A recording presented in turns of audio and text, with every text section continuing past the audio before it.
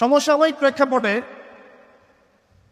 বিশেষ করে শেষ 100 বছরে যখন থেকে অটোম্যান এম্পায়ারদের ডিফিট করা হয়েছে 1921 সালের পর থেকে এই ট্রেন্ডটা খুব বেড়ে গেছে। নবী করিম সাল্লাল্লাহু আলাইহি ওয়াসাল্লামের পবিত্র চরিত্র নিয়ে এখন যে যার মতো করে ব্যাখ্যা করার প্রয়াস পেয়েছে আর কি। যদিও এটা আবু লাহাবের সুন্নাহ, আবু জাহেলের সুন্নাহ, এটা উতবা বিনতে আমের আরেকজন ছিল, উতবা বিনতে আবু মুঈত, আরেকজন ছিল সাল্লাম বিন আবু হুকাইক, আরেক ব্যক্তি ছিল আশনাক বিন শরীফ, এরকম কিছু একটা তার নাম। এইসব মানুষরা ছিল আইয়ামে জাহিলিয়াতের মধ্যে। এই মানুষদেরই সুন্নাহ আর কি এখন নতুন করে চালু করা হচ্ছে বিভিন্ন জায়গায়, মুক্ত চিন্তার নামে, বাক স্বাধীনতার নামে, কলম চর্চার নামে, বিভিন্ন নাম দিয়ে আমরা এখন নবী সাল্লাল্লাহু আলাইহি ওয়াসাল্লামের পবিত্র চরিত্র নিয়ে যা ইচ্ছা তাই কথা বলার চেষ্টা করছি বা দুঃসাহস দেখাচ্ছি। তাব্বাত ইয়াদা আবি লাহাবি ওয়া তাব কি জন্য নাযিল হয়েছিল? নবী সাল্লাল্লাহু আলাইহি ওয়াসাল্লাম যখন সবাইকে সমবেত করে বলেছিলেন যে আমি যদি বলি তোমাদেরকে এই পাহাড়ের পিছনে শত্রু দল অপেক্ষা করছে, তোমরা কি আমার কথা বিশ্বাস করবে? সবাই বলেছিল যে আমরা তোমাকে আল আমিন বা সত্যবাদী বলে জানি, অবশ্যই তোমার কথা বিশ্বাস করো। তখন তিনি বলেছিলেন কুলু লা ইলাহা ইল্লাল্লাহ তুফলিহুন, তোমরা শুধু বলো লা ইলাহা ইল্লাল্লাহ, আল্লাহ ছাড়া কোনো ইলাহ নেই, তোমরা সফল হয়ে যাবে। এটা আইয়ামে জাহিলিয়াতের কথা। আবু লাহাব তালি দিয়েছিল, হাত দিয়ে তালি দিয়েছিল এবং ঢিল নিক্ষেপ করেছিল, নবী সাল্লাল্লাহু আলাইহি ওয়াসাল্লামকে কষ্ট দিয়েছিল। আল্লাহ পাক সূরা নাযিল করেছেন তাব্বাত ইয়াদা আবি লাহাবি ওয়া তাব, ধ্বংস হোক আবু লাহাবের 2 হাত এবং সে নিজেও ধ্বংস হোক। কিয়ামত পর্যন্ত এই পৃথিবীতে যদি একটা মুসলিমও বেঁচে থাকে এবং সে যদি কোরআন পড়তে জানে, সে আবু লাহাবকে এই সূরা পড়ার মধ্য দিয়ে অভিশাপ দিবে ইনশাআল্লাহ তাআলা। এটা নবী সাল্লাল্লাহু আলাইহি ওয়াসাল্লামের শান, তার মর্যাদা। সে শুধু একবার বলেছে হাততালি দিয়ে, এই কথা বলার জন্য আমাদেরকে ডেকেছিলে? এই কথা বলার জন্য আমাদেরকে ডেকেছ? আমরা আমাদের বাপ দাদাদেরকে, তাদের ইলাহকে ত্যাগ করে তোমার এক আল্লাহ বিশ্বাস করব, এই জন্য ডেকেছ? ঢিল নিক্ষেপ করেছিল, গালি দিয়েছিল। তার আপন চাচা নবী সাল্লাল্লাহু আলাইহি ওয়াসাল্লামের আপন চাচা, আল্লাহ পাক আয়াত নাযিল করলেন আবু লাহাব ধ্বংস হোক, এবং সে নিজেও মা আগনা আনহু মালুহু ওয়া মা কাসাব, তার এই সম্পদ এবং সে যা অর্জন করেছে পৃথিবীতে, এগুলো কোনোই কাজে আসবে না। সায়াসলা নারান যাতা লাহাব, শীঘ্রই অচিরেই, সায়াসলা অচিরেই সে প্রবেশ করবে এমন আগুনে যে আগুন লাল অগ্নিশিখা নির্বাপিত করছে। সাথে ওয়ামরাতুহু, তার স্ত্রীও, হাম্মালাতুল হাতাব, যে কিনা কি করত? হাম্মালাতুল হাতাব, খড়কুটা বহন করতো, নবী সাল্লাল্লাহু আলাইহি ওয়াসাল্লামের আঙিনায় ফেলতো। ফি জিদিহা হাবলুম মিন মাসাদ, তার গলায় থাকবে খেজুর পাকানো রশি, এটা দিয়ে আযাব দেওয়া হবে, নাউযুবিল্লাহ। কিয়ামত পর্যন্ত যত মানুষ বেঁচে থাকবে মুসলিম, যারা কোরআন পড়বে, ছোট হোক বড় হোক, ধনী গরিব, সাদা কালো, যে কোনো জায়গার, যে কোনো জাতির, যে কোনো বর্ণের, যে কোনো রঙের, আবু লাহাবকে সে কিয়ামত পর্যন্ত গালি দিতে থাকবে। এটা আল্লাহ পাকের বিচার। আর পরকালে তো তার জন্য যন্ত্রণাদায়ক শাস্তি অপেক্ষা করছে। আরেকজন ব্যক্তি ছিল যার নাম উতাইবা, এ আবু লাহাবেরই ছেলে। একদিন নবী সাল্লাল্লাহু আলাইহি ওয়াসাল্লামকে সে গিয়ে বলছে ওয়ান নাজমি ইযা হাওয়া, এই সূরার এই প্রথম দিকের আয়াতগুলো আমি বিশ্বাস করি না। এক পর্যায়ে নবী সাল্লাল্লাহু আলাইহি ওয়াসাল্লামের সাথে বাকবিতণ্ডা করতে লাগলো। আমাদের নবী যিনি তর্ক করতেন না, স্বল্পভাষী, মিষ্টি ভাষী, নরম মানুষ ছিলেন, তর্ক করতেন না, নিজে কাউকে কখন একটা থাপ্পড়ও দেননি, এমন মানুষ ছিলেন। তো সেই মানুষটাকে সে মুখে থুতু নিক্ষেপ করেছিল, নাউযুবিল্লাহ। তবে এই থুতুটা তার মুখ পর্যন্ত পৌঁছে নাই, আল্লাহ পাক পৌঁছাতে দেননি। আরো কষ্ট দেওয়ার জন্য তার জামা টানা হেঁচড়া করছিল। তো নবী সাল্লাল্লাহু আলাইহি ওয়াসাল্লাম কষ্ট পেয়েছিলেন। কষ্টে তখন তিনি বলেছেন আল্লাহর কাছে, ওই মুহূর্তে বলেছেন, আল্লাহ, জাহান্নামে তোমার যে কুকুরগুলো আছে, জাহান্নামে কুকুর আছে আযাব দেওয়ার জন্য, এগুলোর মধ্যে একটা এর পিছনে আল্লাহ তুমি লেলিয়ে দিও। এটা বদদুয়া করেছেন নবী সাল্লাল্লাহু আলাইহি ওয়াসাল্লাম। নবী সাল্লাল্লাহু আলাইহি ওয়াসাল্লাম এমন একজন মানুষ ছিলেন যিনি সবকিছু শুধু আলোচনা করেই, ব্যাখ্যা করেই আর মানুষকে দাওয়াত দিয়ে ক্ষান্ত ছিলেন না, বরং তিনি কাজ করে দেখিয়েছেন। অ্যাজ এ ফিলোসফার তিনি সফল, অ্যাজ এ পলিটিশিয়ান সফল, অ্যাজ এ সামরিক লিডার তিনি সফল, একজন কূটনীতিবিদ তিনি সফল, সমাজবিজ্ঞানী তিনি সফল, অ্যাজ এ ফাদার তিনি সফল, অ্যাজ এ হাজব্যান্ড তিনি সফল। কি চাচ্ছেন? একজন মানুষের মধ্যে এত কোয়ালিটি থাকার পরেও তার চরিত্র নিয়ে কথা বলছেন। ওই যে বিয়ে, আয়েশা রাদিয়াল্লাহু আনহাকে কেন বিয়ে করলেন এত কম বয়সে? আপনি কি জানেন রবীন্দ্রনাথ ঠাকুরের বাবা কত বছর বয়সে বিয়ে করেছেন? আপনি কি জানেন রবীন্দ্রনাথ ঠাকুর নিজে কত বছর বয়সে বিয়ে করেছেন? এবং যাকে বিয়ে করেছেন তার বয়স কত ছিল? সে তো আপনাদের ট্যাগর। তিনি বিয়ে করেছেন 17 বছর বয়সে বা 18 বছর বয়সে, এবং তার স্ত্রীর বয়স ছিল 11 বছর। কই এটা নিয়ে তো কোনো কথা বলেন না কখনো। সুবহানাল্লাহ, এটা বলতে গেলে সময় চলে যাবে। তাওরাত ইহুদিরা কথা বলে এখন এগুলো নিয়ে। তালমুদ, ওদের একটা কিতাব আছে তালমুদ, ওখানে এমনও লেখা আছে যে 9 বছরের নিচে মেয়েকে বিয়ে করাটা পুণ্যের কাজ। নেন ইহুদি, ওল্ড টেস্টামেন্টেও আছে এটা। মনুসংহিতা একটা কিতাব আছে, বই, কিতাব বলা ঠিক হবে না। সেখানে এসেছে মেয়ের যখন বয়স মানে বয়সন্ধিকালে আসবে, স্রাব ঋতুস্রাব হচ্ছে, তাকে বিয়ে দিতে হবে।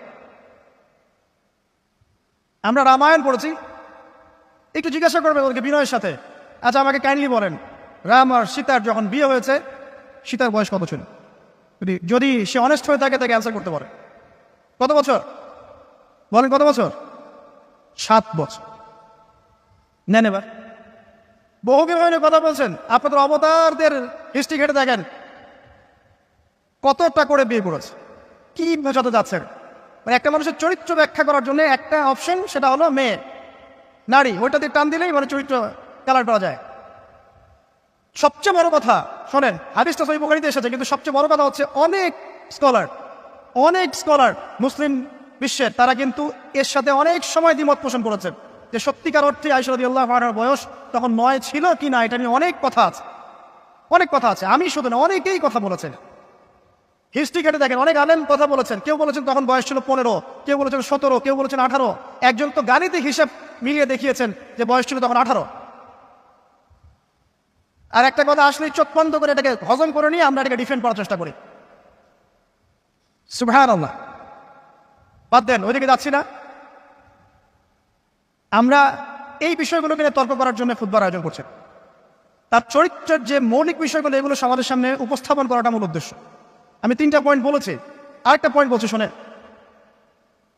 নবী করিম সাল্লাল্লাহু আলাইহি ওয়াসাল্লাম এই যে 23 বছরের জীবনের কথা বলেছি, প্রথম 3 বছর গোপনে দাওয়াত দিয়েছেন, এরপর প্রকাশ্যে দাওয়াত দিয়েছেন, ধৈর্যশীল ছিলেন, সবর করেছেন, মার খেয়েছেন, নিজের মাতৃভূমি ছেড়ে চলে গেছেন। সেখানে তাকে আল্লাহ পাক ক্ষমতা দিয়েছেন। আমি আপনাকে তার স্যাক্রিফাইসগুলো দেখাচ্ছি, একটু স্যাক্রিফাইসগুলো দেখেন। তিনি কি ভালো ঘরের সন্তান ছিলেন না? তার কি টাকা পয়সার অভাব ছিল? তার স্ত্রী খাদিজা রাদিয়াল্লাহু আনহা, যাকে তিনি 40 বছরের একজন নারীকে তিনি বিয়ে করেছেন, এই জায়গায় কিন্তু তাদের কোনো কথা নাই আছে। যখন তার বয়স মাত্র 25 বছর, কোন 25 বছরের যুবক 40 বছরের নারীকে বিয়ে করতে চাইবে? এবং তিনি যতদিন জীবিত ছিলেন ততদিন তিনি আরো স্ত্রী গ্রহণ করেন নাই। বাদ দেন, তার কিন্তু টাকা পয়সা, আধিপত্য, প্রতিপত্তি, বংশের এগুলোর গৌরবের অভাব ছিল না। তারপরেও তার স্যাক্রিফাইসগুলো দেখেন। তিনি মার খাচ্ছেন, তার দাঁত শহীদ হচ্ছে, তার রক্ত ঝরছে, তায়েফে তার রক্ত দিয়ে জুতা আটকে গেছে, তাকে গালি খেতে হচ্ছে, তাকে হত্যা চেষ্টা সহ্য করতে হচ্ছে, আত্মীয় স্বজন তাকে ছেড়ে চলে যাচ্ছে, তাকে অর্থনৈতিক বয়কট করা হচ্ছে, গাছের ছাল পাতাকে শিয়ারে আবু তলেবে 3 বছর তিনি সময় কাটাচ্ছেন, নিজের মাতৃভূমি ছেড়ে চলে যেতে হচ্ছে, কষ্ট, যুদ্ধ করতে হচ্ছে, না খেয়ে থাকতে হচ্ছে, খন্দকের যুদ্ধে নিজের এই পেটের মধ্যে পাথর বেঁধে থাকতে হচ্ছে।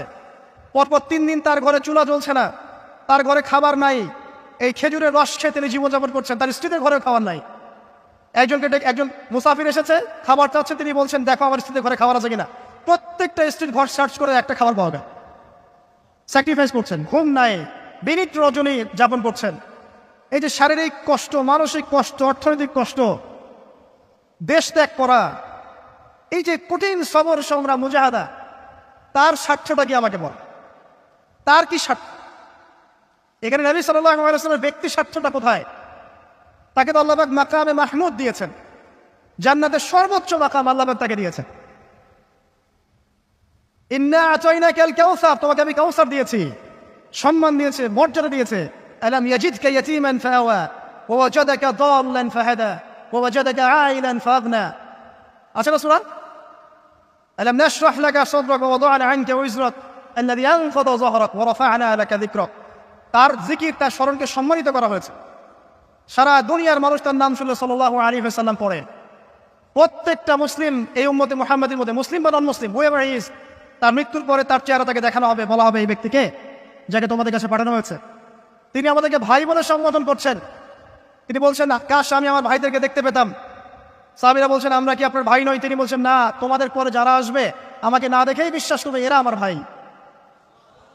সব নবীকে দোয়া কবুলের ইখতিয়ার দিয়ে দেওয়া হয়েছে। সব নবী দোয়া দুনিয়ায় করে ফেলেছেন। আমাদের নবীজি এত কষ্ট করার পরেও দুনিয়াতে দোয়া করেন নাই। তিনি পরকালে দোয়াটা জমা রেখেছেন, সেটা শাফাআত, আমাদের সবার জন্য শাফাআত করবেন তিনি। ইনশাআল্লাহ এই শাফাআতের সমস্ত কবিরা গুনাহগার ব্যক্তি জান্নাতে যাবে। আমাকে বলেন, সব নবী যখন ইয়া নাফসি করবে, স্বয়ং নবীরা পর্যন্ত, এই নবীর মধ্যে আদম আছেন, নূহ আছেন, মুসা ঈসার মতো নবী আছেন আলাইহিস সালাম, ইব্রাহিম আলাইহিস সালামও আছেন, আবুল আম্বিয়া ওয়াল মুরসালিন। তখন তিনি বলবেন, ইয়া উম্মতি ইয়া উম্মতি। এখন আমাকে বলেন তার স্বার্থ কোথায়? তিনি যে এত হিউজ একটা স্ট্রাগল করলেন সারাটা জীবন ধরে। আমি আপনাকে তার স্ট্রাগলের সর্বশেষ নমুনাটা বলছি। একদম মৃত্যুর শয্যায় যখন তার মৌতের যন্ত্রণা উঠেছে, তিনি বলছেন মৃত্যুর যন্ত্রণা প্রচণ্ড, তিনি কথা বলছেন আর চেহারাটা মুছছেন পানি দিয়ে। তখন ফাতিমা রাদিয়াল্লাহু আনহা এসে বলছেন, আমার বাবার কষ্ট, আমার বাবার কষ্ট।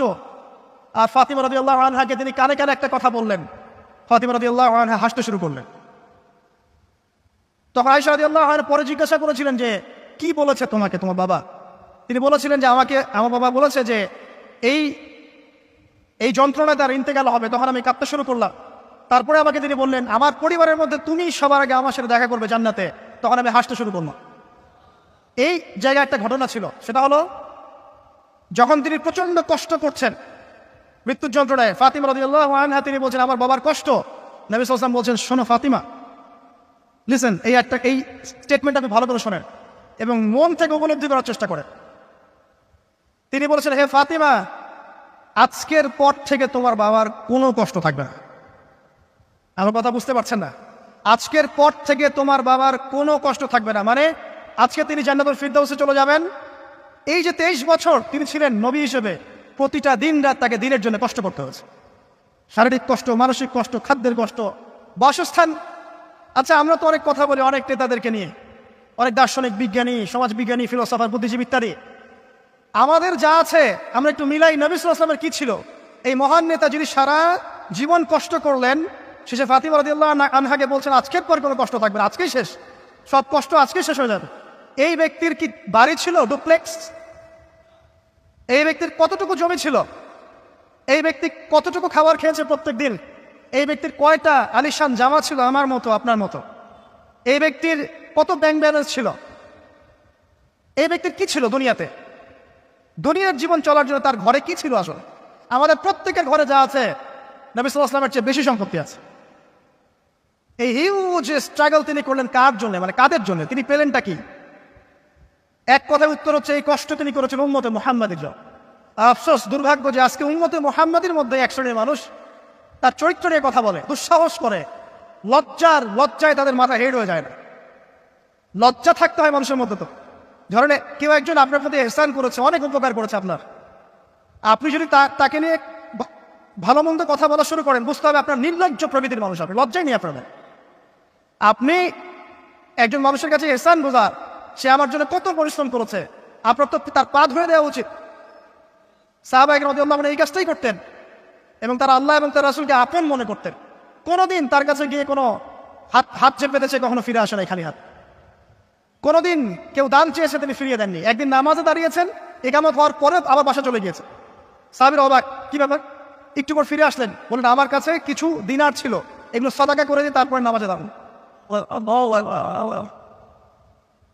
সবসময় সত্য বলেছেন, সত্যের উপর থেকেছেন, এতিমদের খোঁজ নিয়েছেন, বিধবাদের পাশে ছিলেন, উম্মাকে ঐক্যবদ্ধ করেছেন, মানুষের মাঝে ভেদাভেদ দূর করেছেন, এক ওয়ান উম্মাহ ন্যাশন গঠন করেছেন, সুদ দূর করেছেন, মাদক দূর করেছেন, শিরক দূর করেছেন, আল্লাহ বলা মানুষকে আল্লাহকে চিনিয়েছেন, পরকালকে চিনিয়েছেন, মানুষকে জান্নাতের পথ দেখিয়েছেন। কি করেন নাই? আপনি আমাকে একটা সেক্টর দেখান যেটা মানুষ করার বাকি থাকে, যেটা তিনি করেন নাই, একটা সেক্টর দেখ। তারপরে মহান মানুষের সম্পর্কে আমরা বাজে ধারণা লালন করছি, আজে বাজে কথা বলছি। দেখুন, এখন মুসলিমদের হয়তো কিছু করার নাই, বদদোয়া তারা করবে এবং এই বদদোয়ায় নিঃসন্দেহে ইফেক্টেড হবে তারা যারা নবী সাল্লাল্লাহু আলাইহি ওয়াসাল্লামের সাথে শত্রুতা করছেন, কোনো সন্দেহ নাই। কিন্তু এমন একটা সময় আসবে, দেখবেন আজকে থেকে 100, 200, 500 বছর, কত বছর আমরা জানি না, যে এই পৃথিবীর বুকে নবী সাল্লাল্লাহু আলাইহি ওয়াসাল্লামকে নিয়ে একটা বাজে মন্তব্য করার মানুষ অবশিষ্ট থাকবে না ইনশাআল্লাহ।